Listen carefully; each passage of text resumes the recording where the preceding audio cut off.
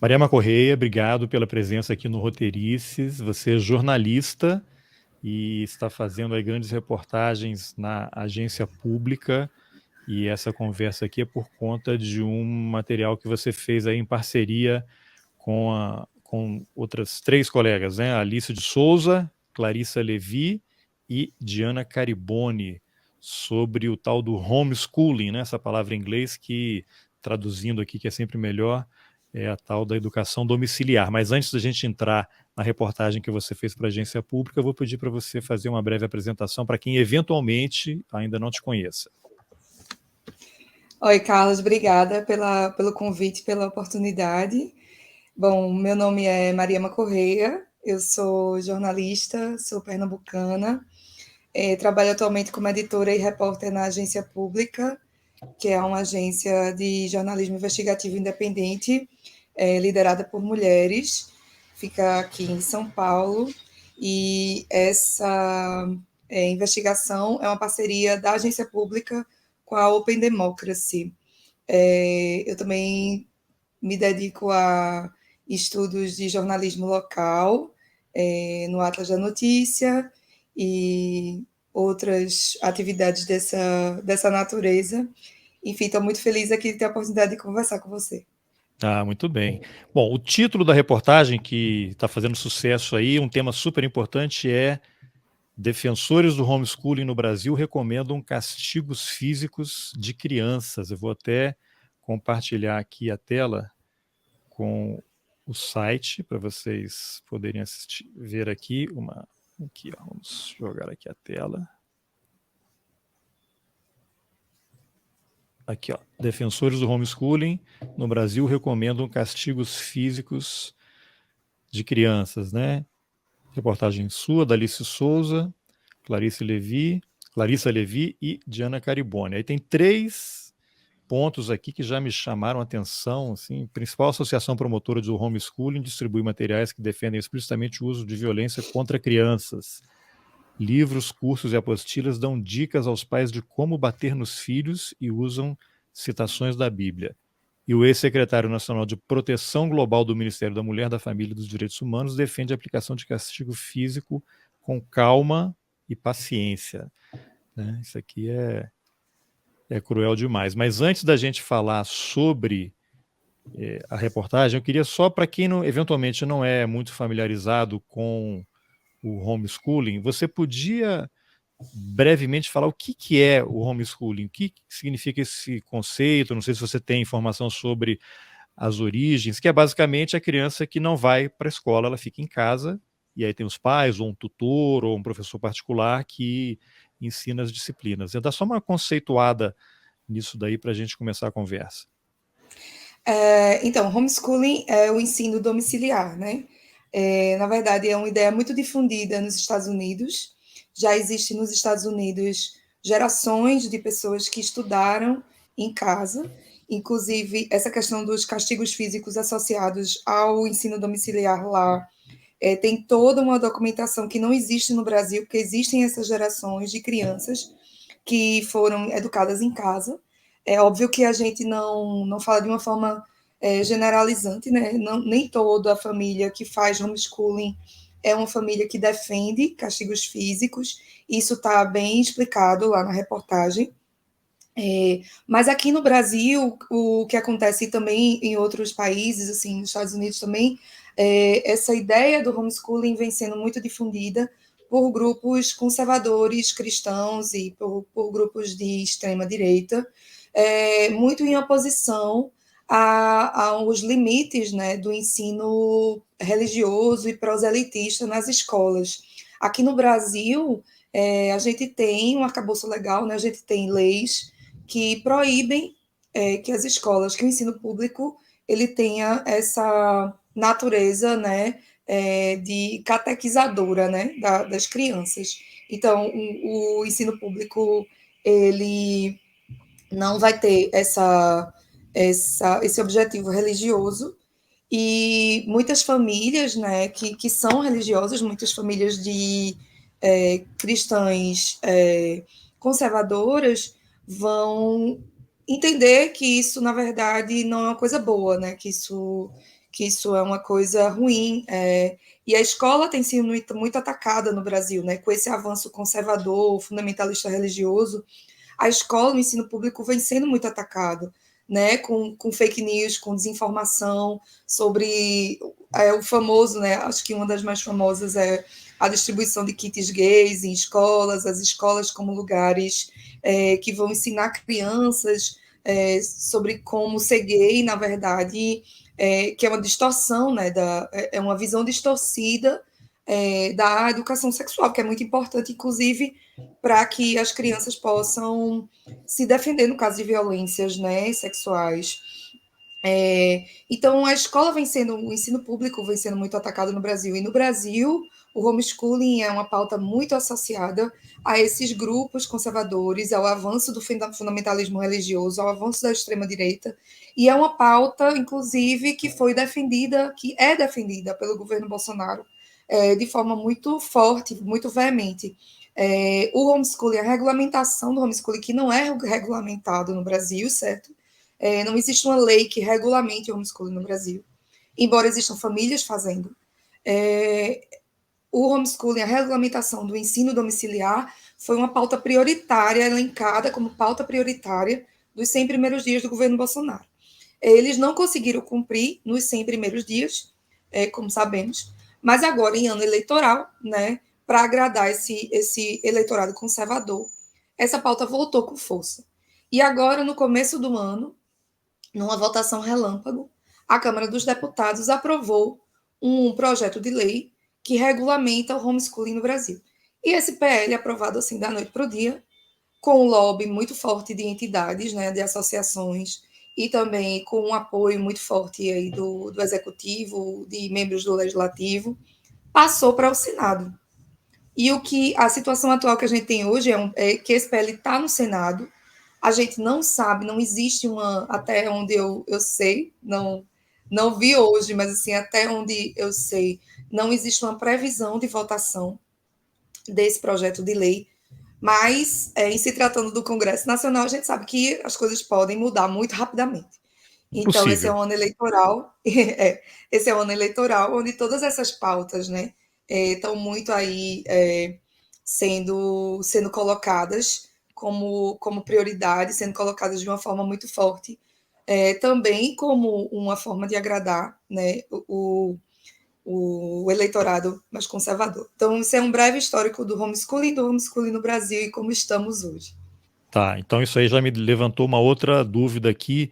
Esse projeto de lei que está agora no Senado, ele prevê o que exatamente nessa regulamentação? Haveria, por exemplo, reconhecimento pelo Ministério da Educação de que as crianças que recebessem educação em casa, ao final do que seria o equivalente ao período de escola, o Ministério da Educação daria um diploma, um reconhecimento, haveria ali o histórico escolar, de forma que ela pudesse cumprir as exigências para fazer vestibular ou Enem, qualquer uma dessas possibilidades para acessar uma universidade, é isso? Tem alguma outra coisa diferente além disso daí? Olha, o PL, né, ele traz várias questões, assim. Inclusive, é interessante porque ele não agradou muito uma parte dos defensores do homeschooling. Por Ele quê? está sendo, ele tá sendo visto como muito suave, assim. Porque, por exemplo, nos Estados Muito, Unidos, entendi, muito suave, que não prevê castigo físico, não sei o que é. não nesse sentido, mas muito aberto, sabe? Esse PL, ele prevê um sistema, né, de avaliação das crianças, avaliações periódicas, inclusive também com um sistema que prevê também a regulamentação também dos responsáveis, né? Nessa proposta de regulamentação, pelo menos um dos responsáveis tem que ter diploma de ensino superior e as crianças têm que passar por avaliações anuais feitas por escolas regulares. Mas, assim, uma das situações que se levanta é que o sistema brasileiro, o Estado brasileiro, não teria hoje condições de arcar tanto com o financeiro, né, tanto com o ônus financeiro, que seria o aumento de gastos, que seria fazer uma fiscalização efetiva de todos esses lares de educação, de ensino domiciliar, como também fiscalizar a formação dessas pessoas que vão ensinar para as crianças nas suas casas. Uma das questões levantadas na reportagem, inclusive por uma parlamentar que é contra a regulamentação do homeschooling, é isso, né? Que a gente não teria, que o Estado brasileiro hoje não teria estrutura para cumprir essas tarefas, porque seria uma tarefa a mais, além da escola, né, que já é garantida pelo Estado, né, que tem que ser garantida pelo Estado, teria um adicional aí de fiscalização para que se pudesse cumprir essa parte do ensino domiciliar sem perda educacional, né, para parte da população que seria adepta a essa modalidade de ensino. Então, não se sabe ao certo se o Estado teria como prover recursos materiais e humanos para realizar essas inspeções, inclusive treinamento de professores para acompanhar esses alunos fora da sala de aula. Você chegou nas suas apurações aí, né? Você e seus colegas.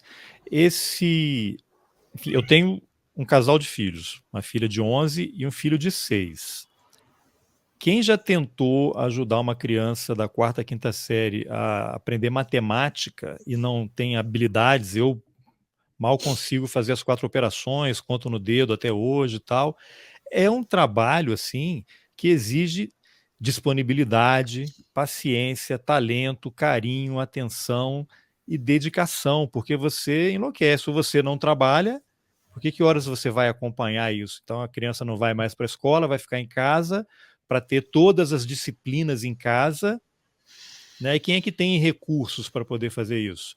Você vai ter que contratar diversos professores para poder acompanhar e fazer esse trabalho, e a gente considerando a média da população brasileira, que tem ainda um índice de escolarização baixo, né? As pessoas trabalham o dia inteiro, como é que seria feito isso? A minha dúvida a quem interessa esse projeto de lei? Porque na reportagem aqui vocês citam dados do IBGE, vou até repetir aqui, que no Brasil há 46,7 milhões de estudantes matriculados na educação básica, segundo o IBGE, 1 milhão e 400 mil crianças em idade escolar fora das escolas e 15 mil crianças são educadas em casa, segundo a Associação Nacional de Educação Domiciliar, a ANED.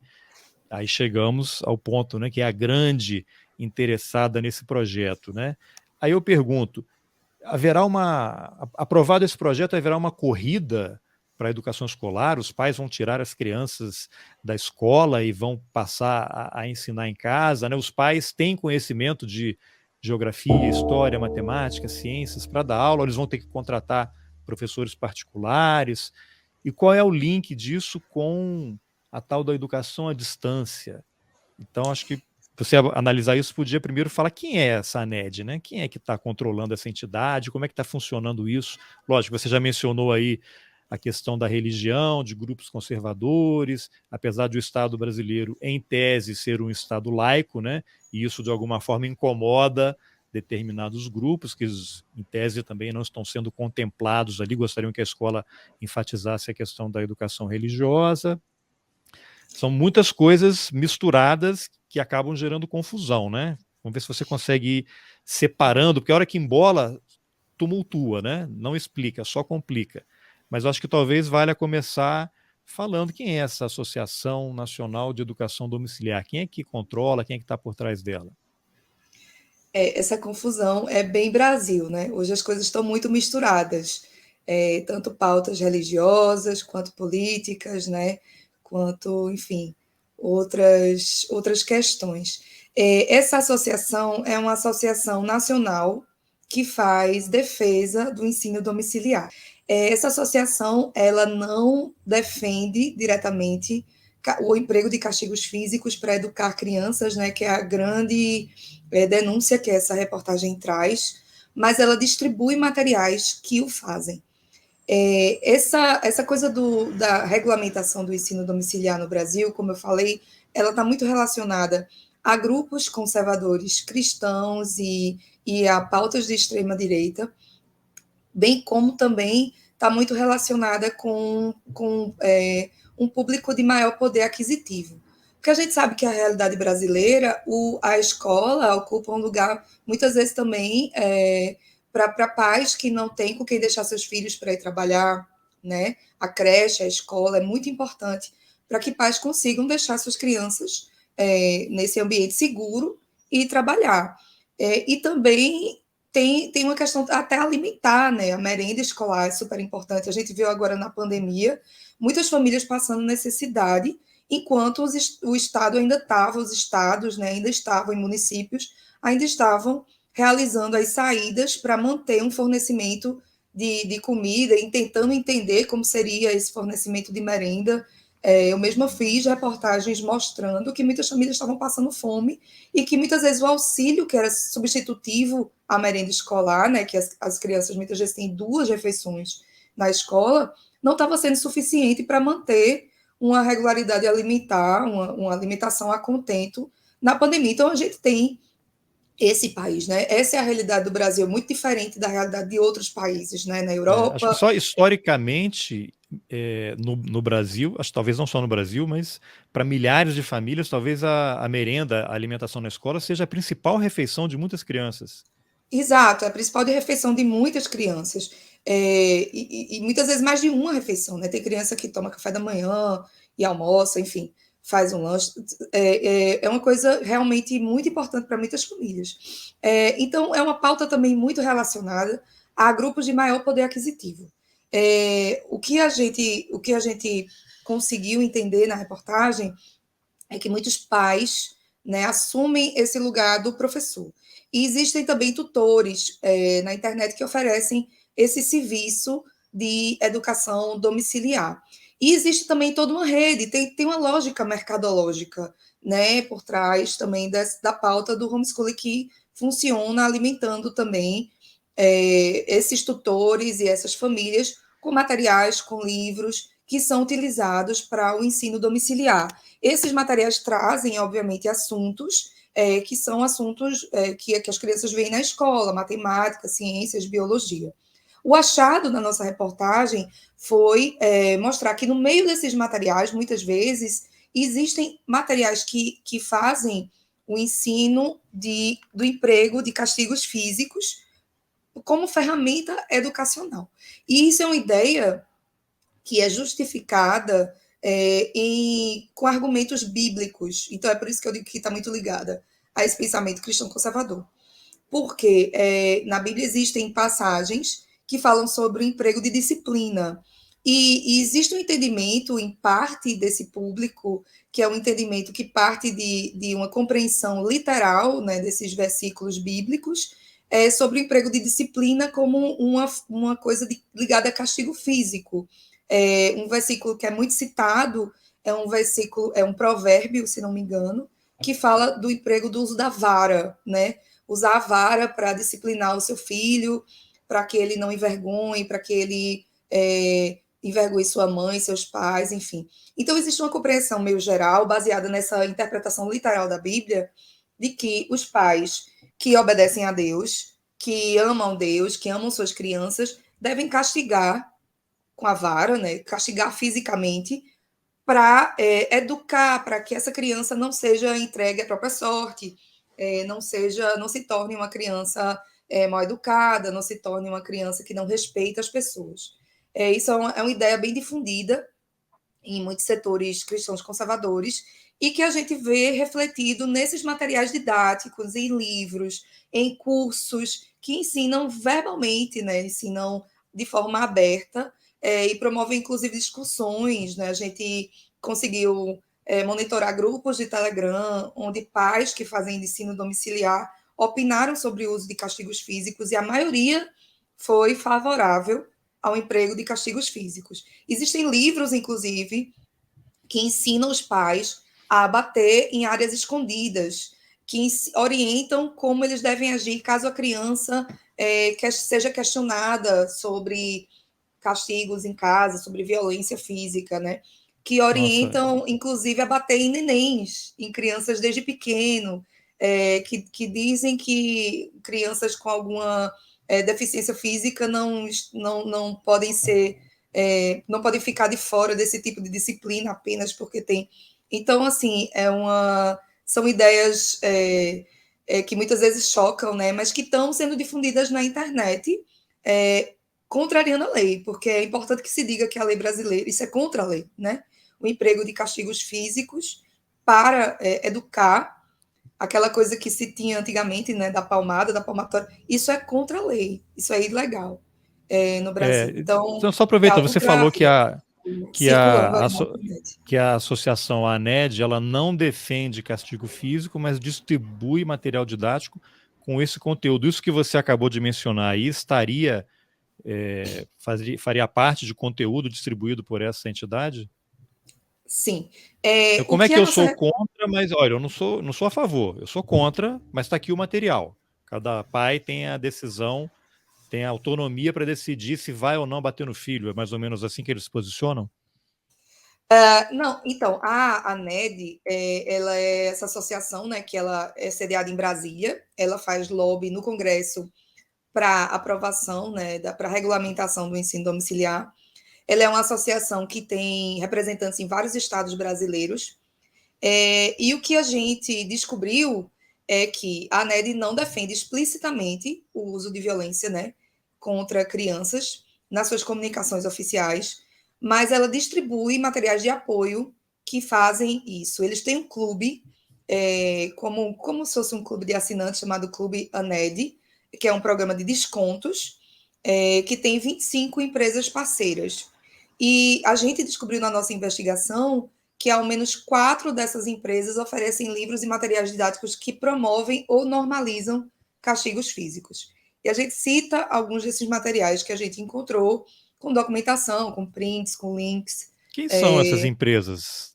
É possível citar as empresas que produzem esse material, que incentiva a Olha, agressão? tem várias empresas. Eu posso citar, por exemplo, um caso de um livro que foi proibido em 2020 pela Justiça Brasileira por fazer defesa, né, explícita de castigos físicos. É um livro de uma autora chamada Simone Quaresma. E esse livro circula através dessa rede, né, de associados e circula na internet. É um livro que usa argumentos inclusive para que esse que eu citei, que caso as crianças sejam questionadas sobre violência É. física em casa, Vou até que compartilhar as aqui, ó. crianças devem Quem falar que tiver, é um assunto privado.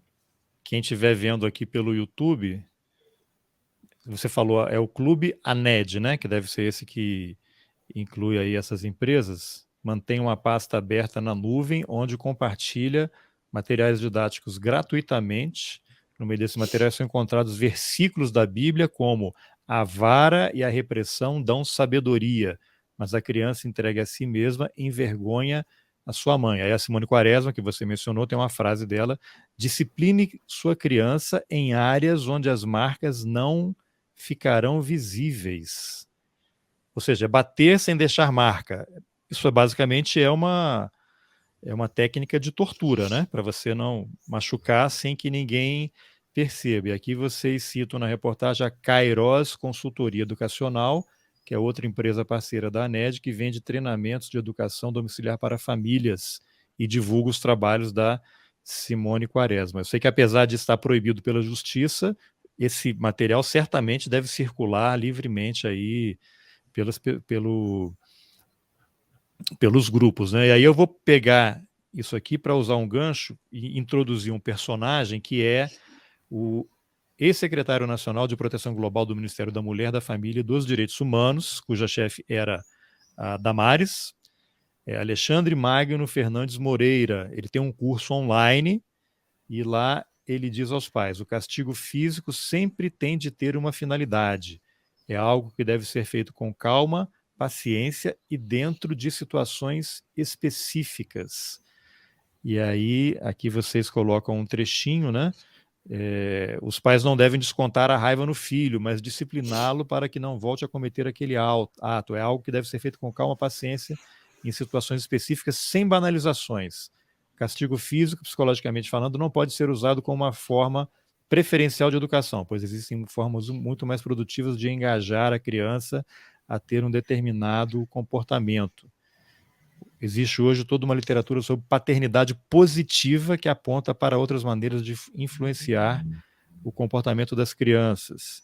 Sendo assim, já sabemos que o castigo físico moderado é possível dentro de certos limites. Aí tem um outro trecho em que menciona, não sei se é ele que menciona, que a agressão, o castigo físico não pode ser feito de uma forma que você humilhe a criança, que ela se sinta humilhada. Quer dizer, é uma negação sobre si mesma, né? Eu separei um trecho aqui de uma outra coisa, que é um personagem muito conhecido, esteve aí nas páginas policiais recentemente, que é o ex-ministro da Educação.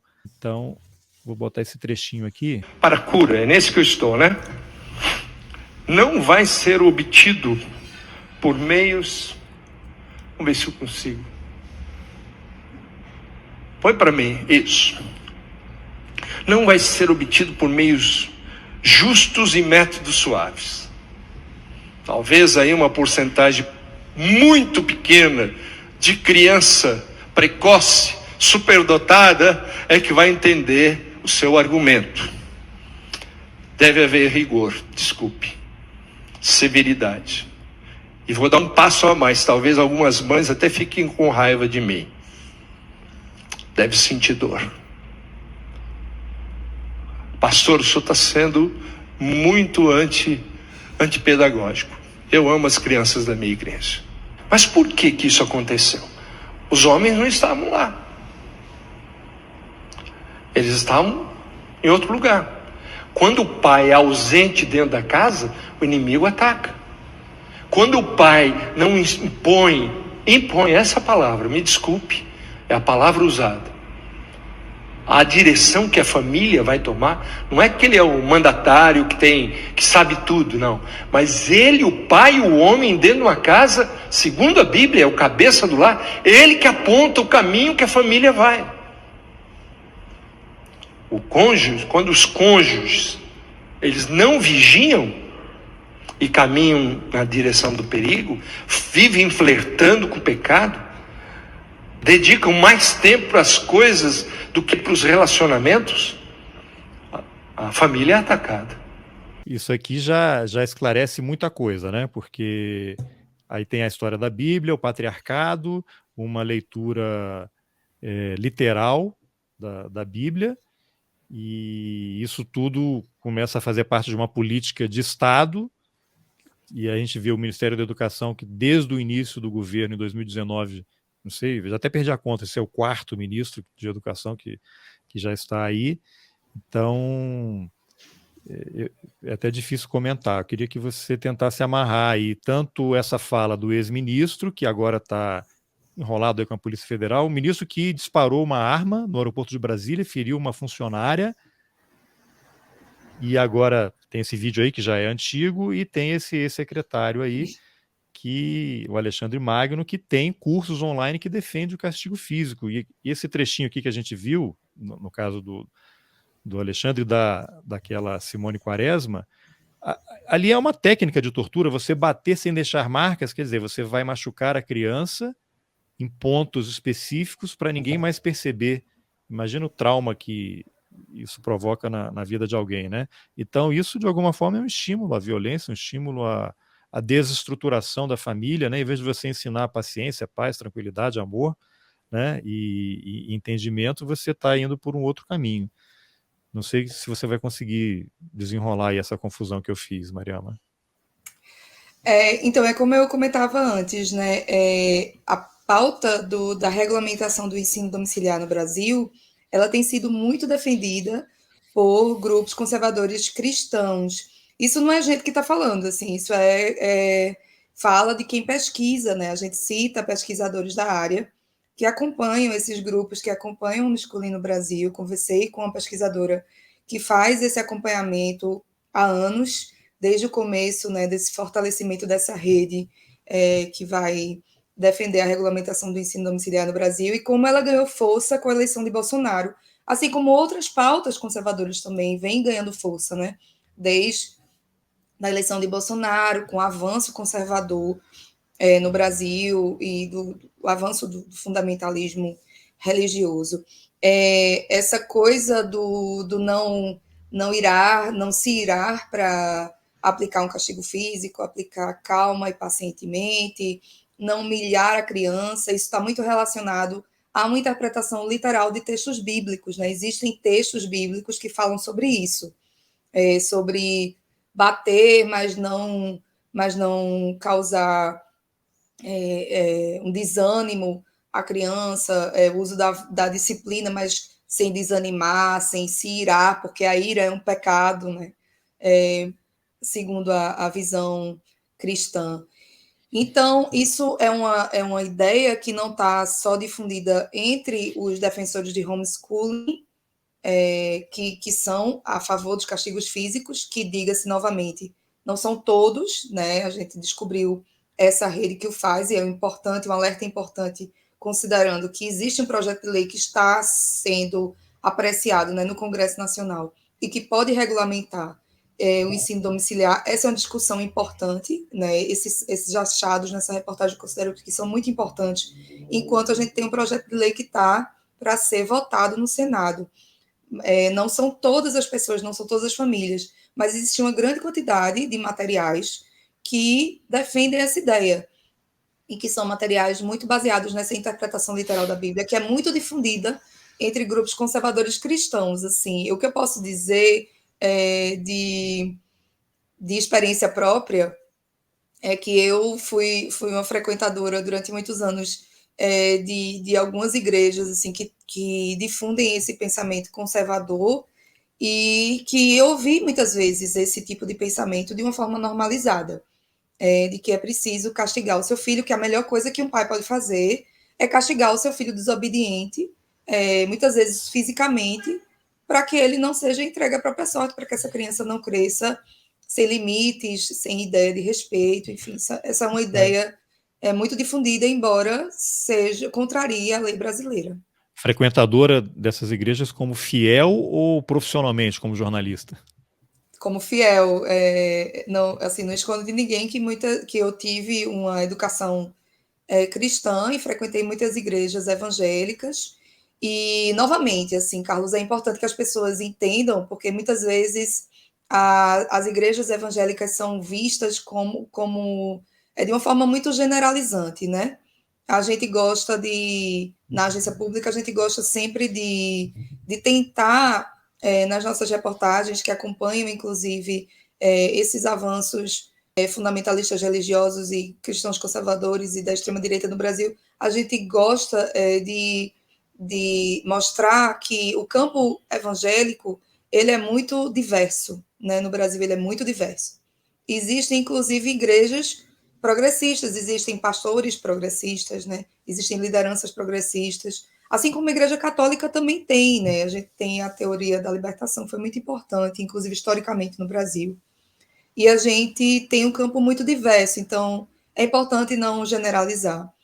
Mas é importante também que se diga que hoje no Brasil a gente tem uma força conservadora cristã na política muito forte, né, e que está institucionalizada no governo Bolsonaro, no executivo, no legislativo, no judiciário.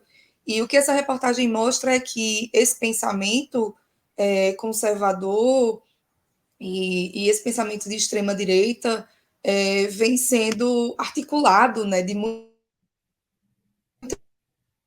formas, em várias redes assim que envolvem o executivo, o judiciário, o legislativo, e pautas diversas, né? Porque não é só a pauta do aborto, não é só a pauta anti-LGBTQIA+, tem o homeschooling também, tem outras pautas assim, armamentistas, inclusive você citou o caso do ex-ministro Milton, né? E a gente, inclusive, fez uma reportagem recente também mostrando alguns pastores que defendem o uso ou a posse de armas, né?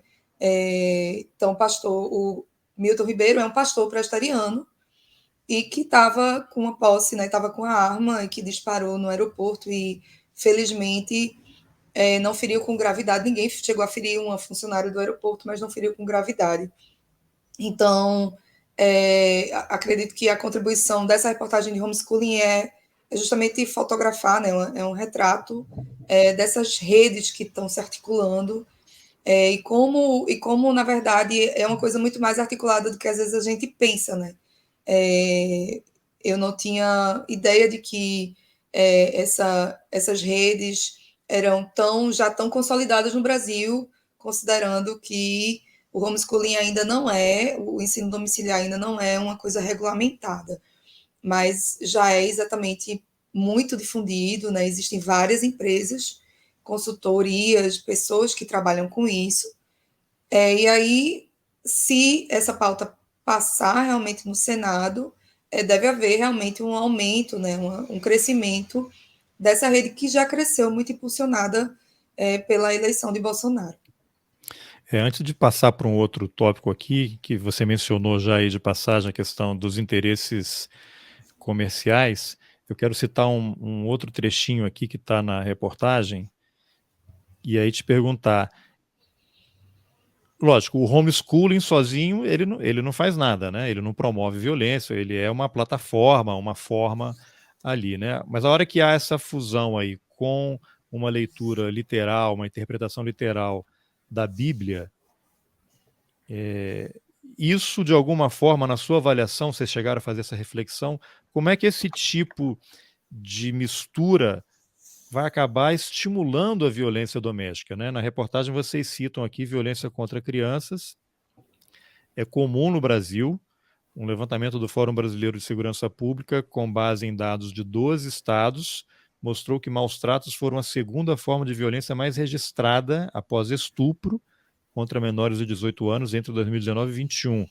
A maioria absoluta das vítimas, 90%, tinha menos de 15 anos. Ou seja, é uma violência que acontece dentro de casa, não é um estranho na rua que pegou uma criança, levou para um canto e espancou, são pais, irmãos, mães, padrastos, primos, tios, né? A violência acontece basicamente, né, na sua grande maioria, dentro de casa.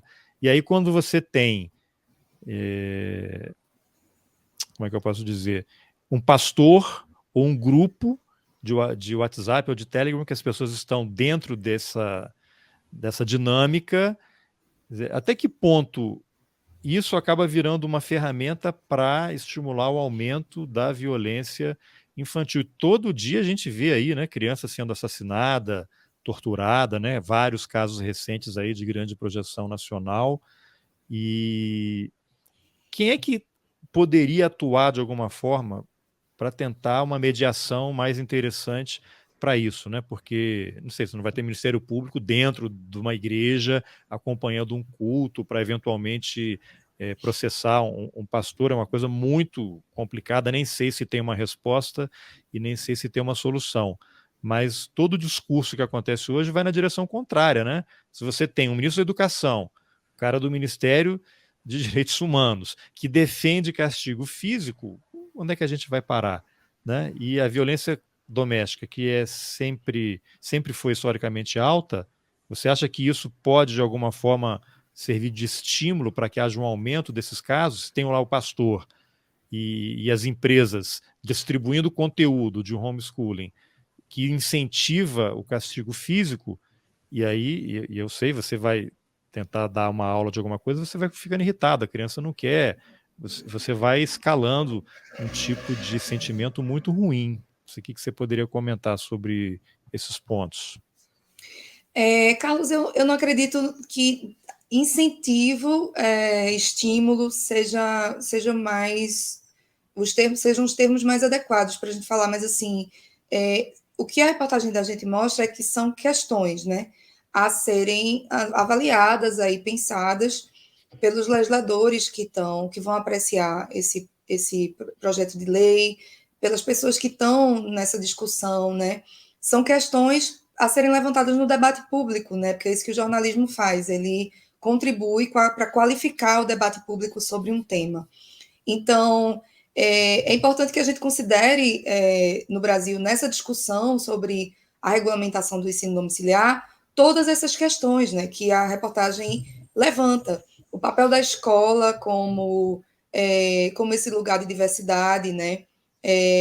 Que não é a gente que é jornalista que está falando, são entidades que trabalham com direitos das crianças e dos adolescentes, são pessoas que acompanham, são legisladores, são pessoas que estão nesse meio acompanhando, né, dados de violência, enfim.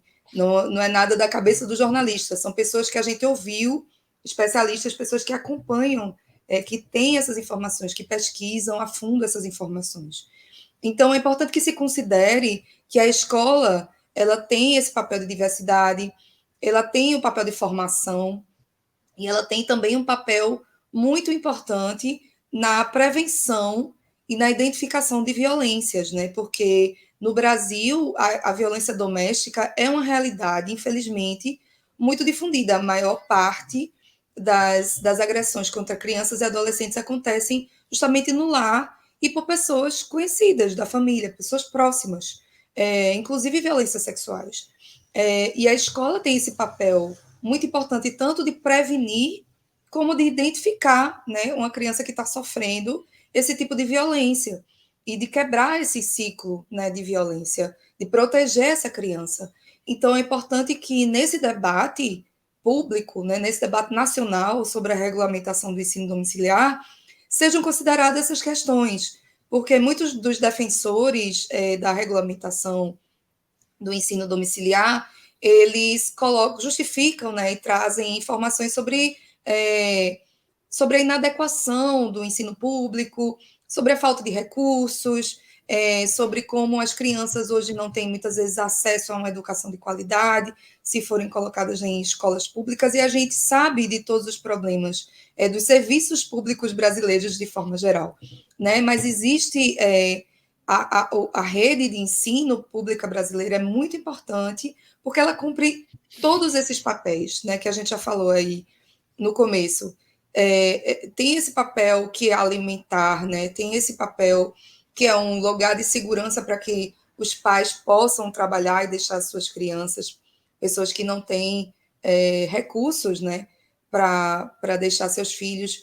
É um lugar das pessoas terem formação, direito à formação, né, sem custos, né? A gente sabe que o Brasil é esse país extremamente desigual. Então, a gente tem várias questões aí para serem amplamente discutidas, né, debatidas em sociedade, para a regulamentação desse projeto. E o que a gente tem visto é que esse PL foi aprovado do dia para a noite, né, sem que esse debate fosse aprofundado. Então, a reportagem levanta questões.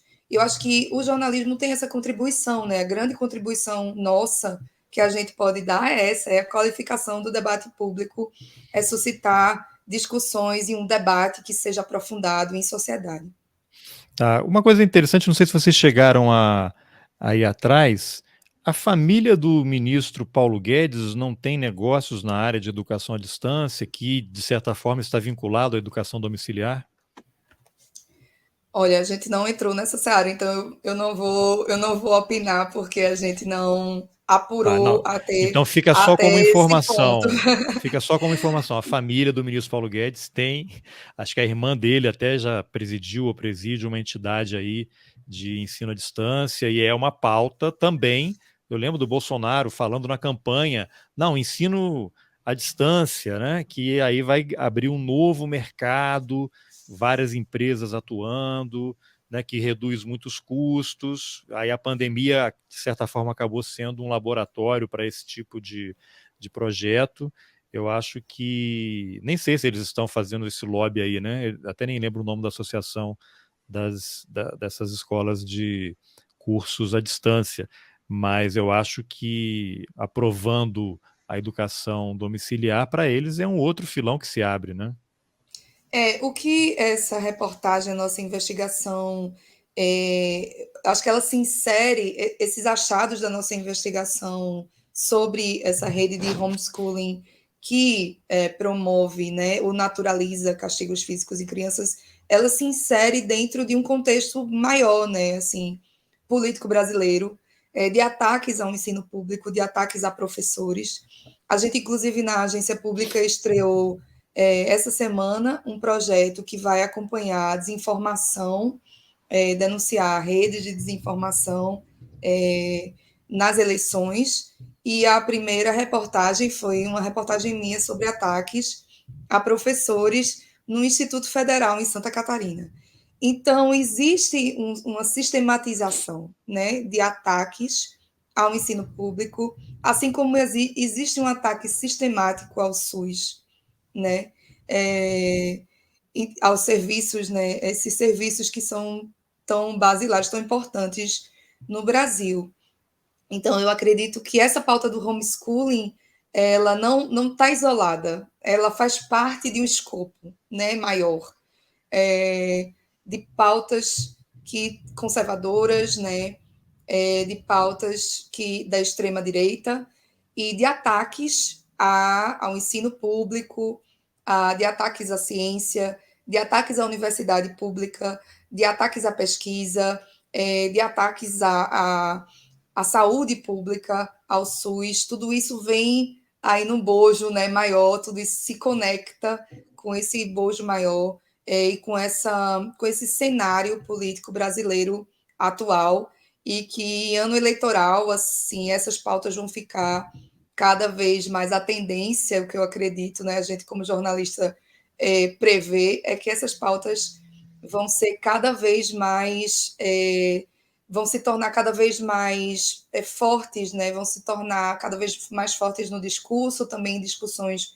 no Congresso, porque elas são muito importantes para esses grupos que são bases de apoio para o governo e são bases eleitorais também para o governo.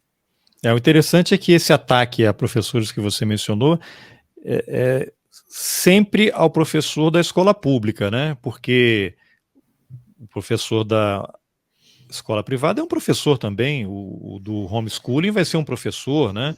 Ou vai ser... esses cursos aí à distância também são professores, então só o professor, se ele se torna professor de uma universidade ou escola pública, ele muda de categoria e passa a integrar uma espécie de eixo do mal, né?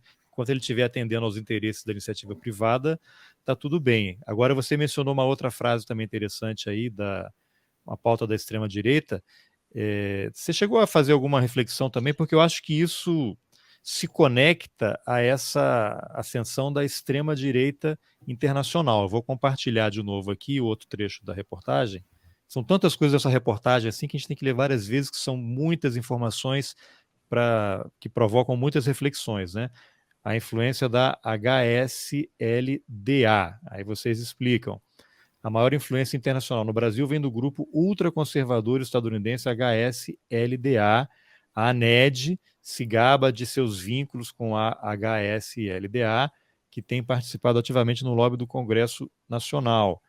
Esse grupo foi fundado em 83 nos Estados Unidos pelo advogado Michael Ferris, presidente da Alliance Defending Freedom, que é a Aliança em Defesa da Liberdade, organização de advocacy e treinamento envolvido em campanhas contra o aborto legal. Aí você começa a ver contra os direitos de pessoas LGBTQIA+, nos Estados Unidos e no mundo, e é considerado um grupo de ódio, né, pelo centro de direita da pobreza do Sul, né? Então, a gente percebe que, assim como Steve Bannon, QAnon, né, essa extrema-direita aí na Hungria, em vários outros países, e a gente vê Eduardo Bolsonaro, né, um dos filhos do presidente, é deputado, ele é a figura escolhida pelo Steve Bannon para ser o grande representante dessa ultradireita na América do Sul. Ele que é o organizador desses encontros aí de extrema-direita, vem gente do mundo todo,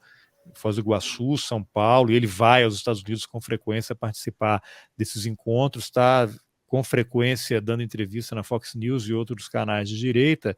Então isso aqui, apesar de não estar dito especificamente aqui, mas eu automaticamente faço essa ligação, que é uma união da extrema-direita internacional que está junto nessas pautas, né? Eu me lembro, esqueci o nome agora, uma secretária do Ministério lá da Damares, que ela ia à Polônia, ela participou de várias viagens aos Estados Unidos para participar de encontros dessa extrema-direita cristã, que é contra aborto, que é contra o direito de LGBTQIA+.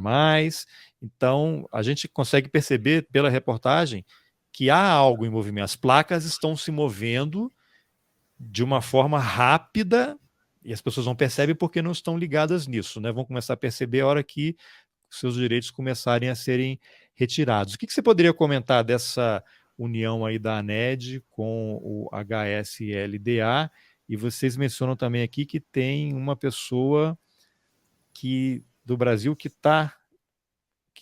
é conectado a essa entidade, não tem? Não sei se é o próprio cara que era lá do Ministério da Damares.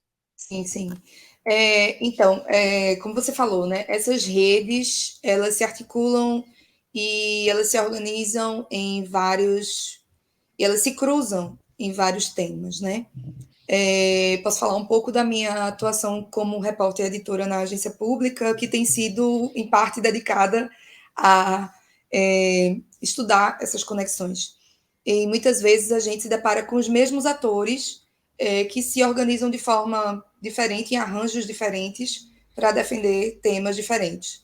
Então, é muito comum isso que acontece, né? De ter uma entidade que está ligada a uma pauta como homeschooling e advoga por essa pauta, e que também advoga contra a legalização do aborto, né? No Brasil, que no Brasil é legalizado em situações específicas, né? Em caso de violência sexual, em caso de anencefalia do feto, em caso de risco de morte da gestante.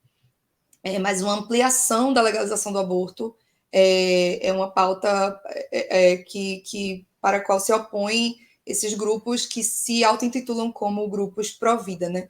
Então, essa associação, que é a Homeschool Legal Defense Association, HSLDA em português, ela foi fundada nos anos 80 e ela é conhecida nos Estados Unidos por ter essa proximidade com grupos e com agendas anti-LGBTQIA+, e anti-aborto, inclusive se relacionando com outras associações e entidades também, e também que tem conhecida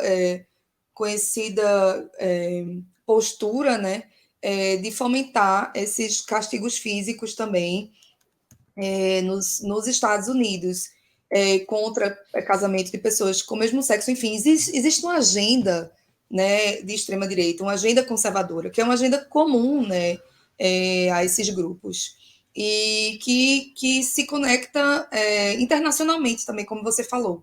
A Hungria é um desses expoentes, né, conservadores.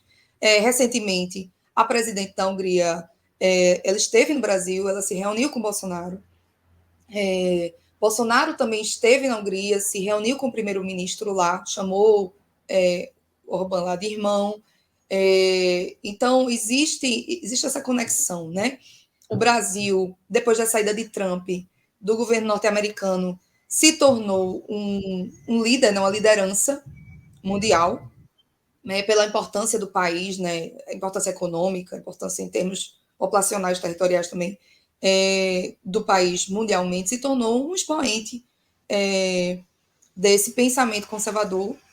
E isso, inclusive, tem sido falado, né, em encontros conservadores, dos quais participam o próprio presidente, o seu filho, como você citou, que recentemente está, inclusive, em viagem para um encontro conservador. Citam o Brasil como referência.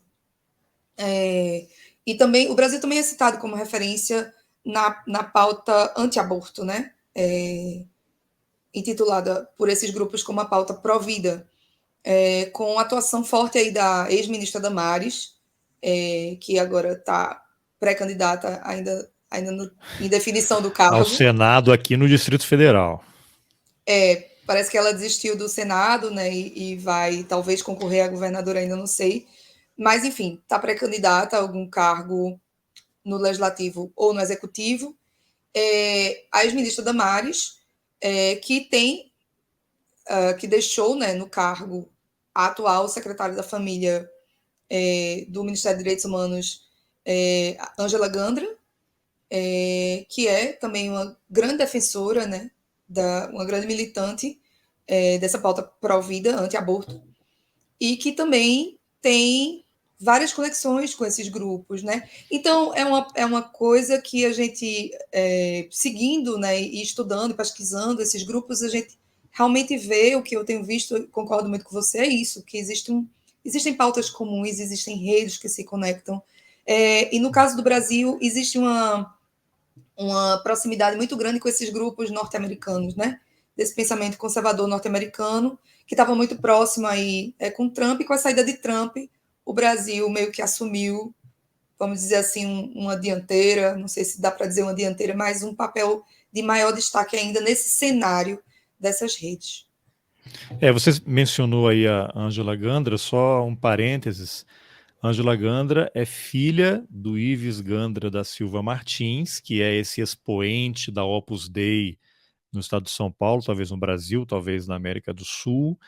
É uma pessoa que vive produzindo artigos defendendo a interpretação do artigo 142 da Constituição, de que as Forças Armadas são o poder moderador.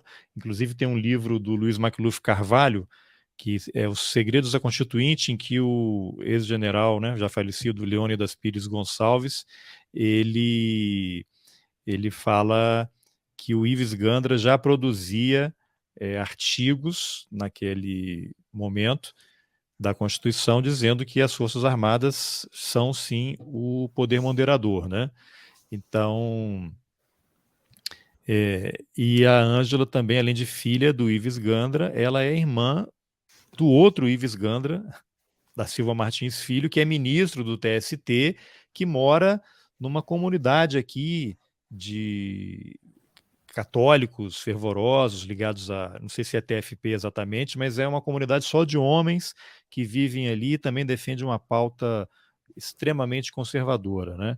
Então é esse pessoal aí que está com quem a gente está lidando. E aí tem uma outra imagem aqui, só que eu queria mostrar, que é, como eu mencionei com o Eduardo Bolsonaro, ele está aí nesse périplo internacional, ele foi capa da revista Sol, não sei se essa aqui é uma coisa de Portugal, mas ele está aqui, ó, que ele foi capa da revista, está aqui, da principal revista de extrema-direita da Hungria, o jornal ligado à extrema-direita da Hungria. Então ele está, de fato, totalmente integrado aí nesse movimento de extrema-direita internacional, e eu particularmente acho que ele é talvez um dos filhos mais perigosos do Bolsonaro.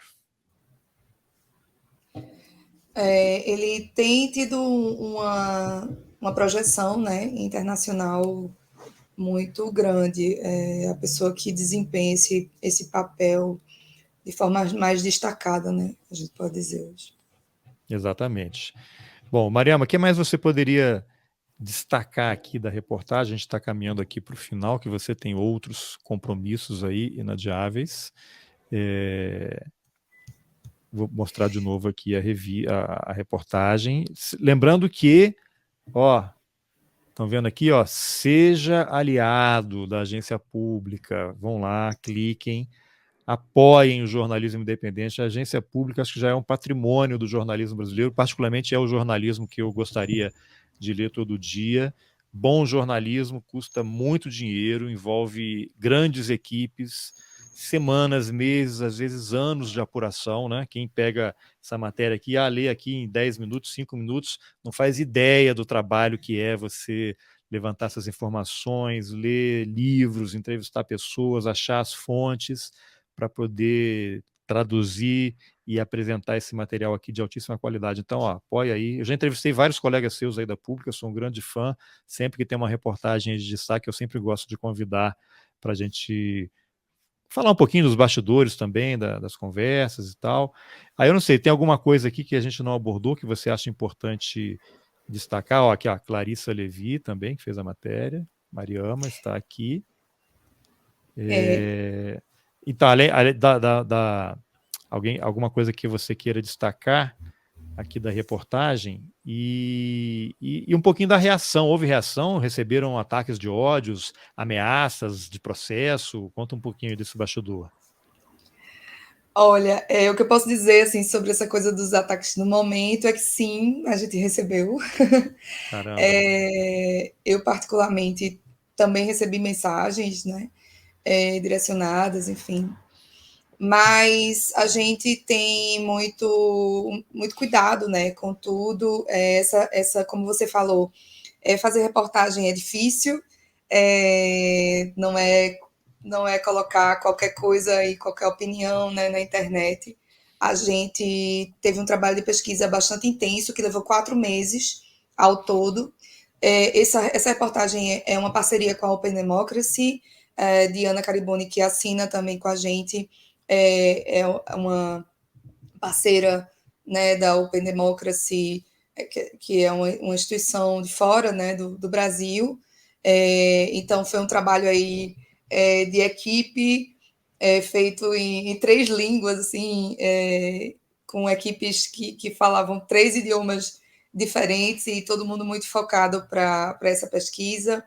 A apuração levou 4 meses ou um pouco mais, envolveu todas essas pessoas. Eu queria destacar aqui o importante trabalho, fundamental trabalho das minhas companheiras de reportagem, Alice Souza e Clarissa Levi. Clarissa é repórter da casa, né? Alice de Souza é uma repórter freelance que já também faz trabalhos com a gente há um tempo e que são excelentes repórteres e que sem elas esse trabalho não teria saído, sem Diana também não. E foi um trabalho que a gente se dedicou muito, se esforçou muito e teve muito cuidado. A gente conversou com famílias que fazem homeschooling, a gente teve muito cuidado também de mostrar essa complexidade, né? De não generalizar as coisas, de não tomar as coisas por um caminho que não complexificasse, né, toda essa discussão e que não realmente contribuísse para um debate mais aprofundado dessas questões, porque, novamente, volto a dizer, no meu entender, e creio que no entendimento também da agência pública, o objetivo final do nosso trabalho é realmente qualificar o debate público, né? É a gente denunciar violações de direitos humanos e ter um impacto realmente positivo para a vida das pessoas, né? E esse é o nosso objetivo final no jornalismo. Eu acredito que essa reportagem já está mostrando impactos aí positivos, está provocando um debate, né? Está chamando as pessoas, alertando as pessoas sobre algumas questões que não estavam sendo debatidas dentro dessa discussão da regulamentação do ensino domiciliar no Brasil e que precisam ser amplamente discutidas e que precisam ser olhadas com profundidade, né? Acho que é um alerta importante e eu creio que essa missão a gente já cumpriu, então eu queria novamente destacar aqui que o trabalho jornalístico, esse trabalho jornalístico é um trabalho de equipe, né? Não fui só eu, foi toda essa equipe, foi também um trabalho que envolve outras pessoas, não só os repórteres, né? Mas a gente tem designers, a gente tem editores, a gente tem que muitas vezes opinam, mas nem sempre aparecem. A gente tem todo um trabalho também de equipes de redes sociais, né, que trabalham com a gente na agência pública e que trabalham também na Open Democracy, fazendo a distribuição desse material. Então, é um trabalho que envolve muitas mãos, muitas cabeças pensando, muito esforço coletivo. E eu acredito realmente no jornalismo como esse trabalho coletivo e que contribui que essa coletividade, essa diversidade de pensamento contribui para realmente para um serviço, né? Para a sociedade, é um serviço importante para a sociedade. Queria também fazer um convite para quem não conhece ainda a agência pública, o nosso site é apublica.org, lá você vai ter essa reportagem e mais outras reportagens que a gente produz, assim, com muito cuidado, com muito afinco, fazendo jornalismo investigativo e independente, o que não é fácil no Brasil, mas porque a gente acredita muito. Agradecer novamente a Carlos, você, Carlos, por essa oportunidade de divulgar o trabalho da Pública, né? O nosso trabalho de despertar as pessoas para esse debate também importante sobre ensino domiciliar, levar o conteúdo também para outras plataformas, né, para o podcast. E, enfim, fazer esse convite para as pessoas conhecerem e acompanharem a agência pública, que a gente está aqui nesse trabalho árduo de fazer jornalismo no Brasil em um ano eleitoral, que é um grande desafio. Exatamente, conhecer e apoiar, né? Se você fica aí furioso com o que vê nas TVs, nos jornais aí da chamada grande imprensa, né? Que agora a gente que não está, né, nesses grupos, hoje a pública já é uma referência, né? Já está consolidada, mas quem não está nos grandes grupos, né, é sempre chamado jornalista independente, né? Geralmente aquele cara que não consegue mais, não está encaixado na Folha, Globo, Estadão, né? Mas se você passa raiva todo dia, como eu, vendo algumas coisas que acontecem, e acha que não tem jeito sim, a agência pública é um caminho muito interessante, apoia R$1, R$2, eu acho que vocês têm diversos planos, né? Dá para fazer Pix, então, se cada um der um pouquinho, o projeto ele vai se consolidar e é financiado, você tem parcerias, né, com alguns organismos de vez em quando, mas é basicamente financiado pela contribuição dos leitores. Então, eu vou deixar o link da reportagem nas informações aqui do episódio e o link, bom, pelo link da reportagem vocês chegam na agência pública, já tem lá em cima tá aqui, ó, de novo, seja aliada, seja aliado, clica ali, é rapidíssimo, né, para a gente ajudar a fortalecer e construir um jornalismo independente. Mariama, obrigado, agradeço pela sua reportagem, dou os parabéns, e aí os parabéns aos seus colegas em seu nome, né, você receba aí, depois transmita para elas o parabéns pela reportagem e obrigado pela entrevista. Obrigada, gente.